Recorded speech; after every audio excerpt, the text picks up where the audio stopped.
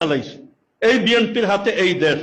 BNP আমার সাথে যে আচরণ করছে এর ভোগান্তি বিএনপি ভুগবে, এটা তো লসের কিছু নেই। আমি তো দেশ বাঁচাইলাম, আমি তো কমি মাদ্রাসা বাঁচাইলাম, আমরা তো এই দেশের মযহব ও মিল্লত বাঁচাইলাম, আমরা তো আজাদির সাথে বিচরণ করার পরিবেশ সৃষ্টি করলাম। আমরা সিদ্ধান্ত যদি না নিতাম তাহলে কি হইতো? ব্রেনটা বড় হইলে আর সারা দেশ মোতালা করলে তারপরে বুঝতেন। এখন তো বোঝার মতো এই ব্রেন নাই। এখন তো শুধু এইটাই বুঝতেছেন, আমরা ফেল করলাম, আমরা ফেল করলাম। ফেল পাস একটা জুজি জিনিস। কি আমরা 4 জন পাস করলে এই দেশে ইসলামী হুকুমত হয়ে যাব? এই দেশে কোনো একটা বিল আমরা পাস করাইতে পারবো? কিন্তু পারবো। হ্যাঁ, এতটুকু এক নাম, এক সুনাম।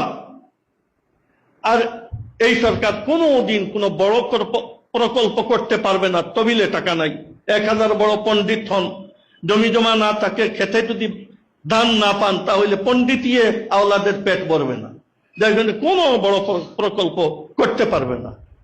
সামান্য সামান্য রাস্তাঘাটের বাড়ির এলার রাস্তাঘাট কিছু করলাম, এতটুকু ফায়দা আর একটা সুনাম, এছাড়া কোনো ফায়দা নেই।